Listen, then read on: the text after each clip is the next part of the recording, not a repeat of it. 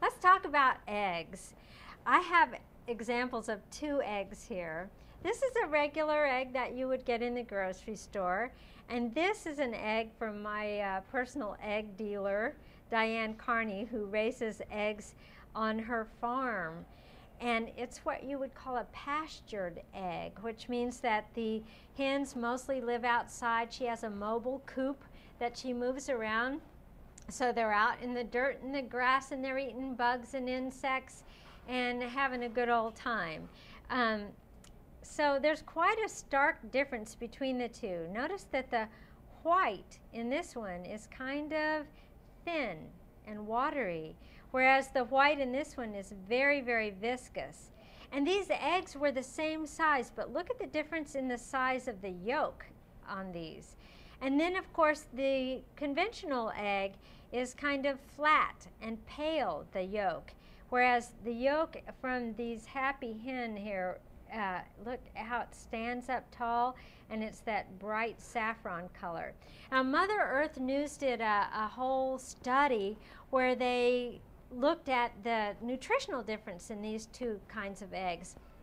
And the pastured eggs just zoomed way, way better. They had higher amounts of omega-3 fatty acids, which are those things you want to keep your inflammation down. They had higher vitamin A, vitamin D, which is all the news right now. And they also had more beta-carotene and less saturated fat and less cholesterol.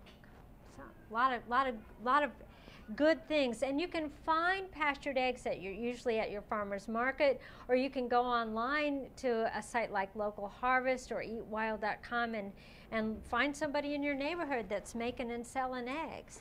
So I'm just going to make some scrambled eggs, and this recipe is called Green Eggs No Ham. And the reason it's called that is from my friend Becky Bouch named it that.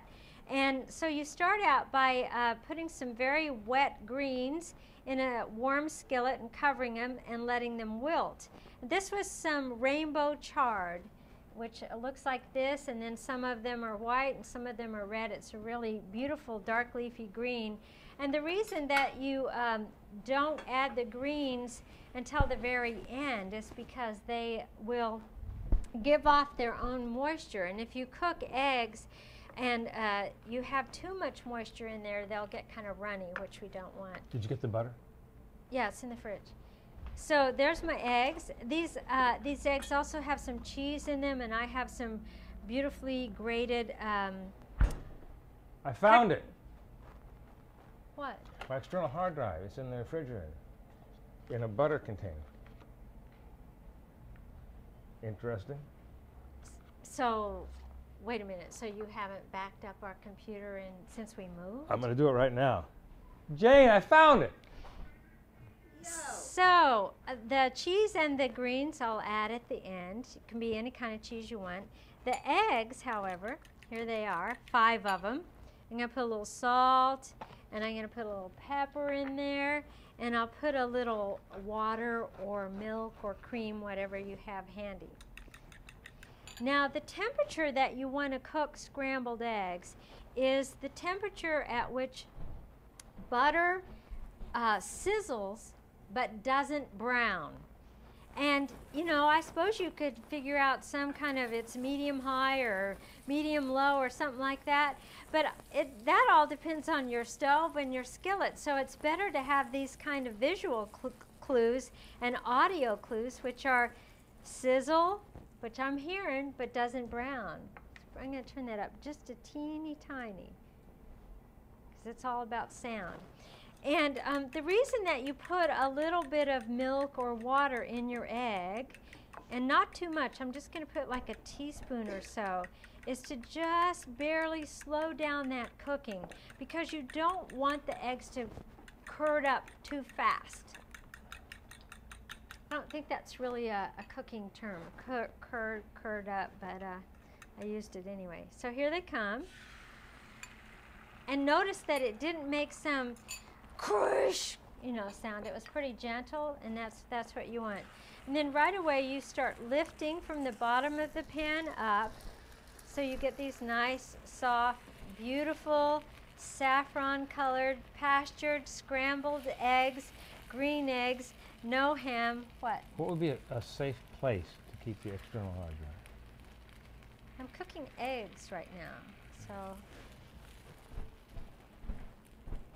yeah, and they go pretty fast.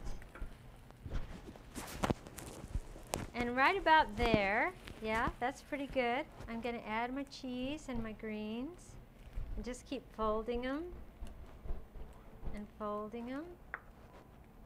And one thing about I did put a little salt in these eggs, but one thing about the salt is you want to taste your cheese, and if your cheese is real salty, like this one's a pretty salty cheese, then you don't want to add too much salt to the eggs because the cheese will do the trick. Okay, those are, now turn the heat off because you don't want to overcook them. Make some raisin bread or something like that. This is a real breakfast, you know. Breakfast should be a real breakfast for kings. Breakfast should have some protein, it should have some fat, it should have some carbohydrates, it should have some fiber, it should have everything. No more of this, you know, juice and a white bagel. Here it is. Where would you look for an external hard drive if you were looking for it? Not the refrigerator. No. You want some eggs? I'll find a safe place. Yes, please. That was good. That's a breakfast for kings. If only we had a king in the house. We don't.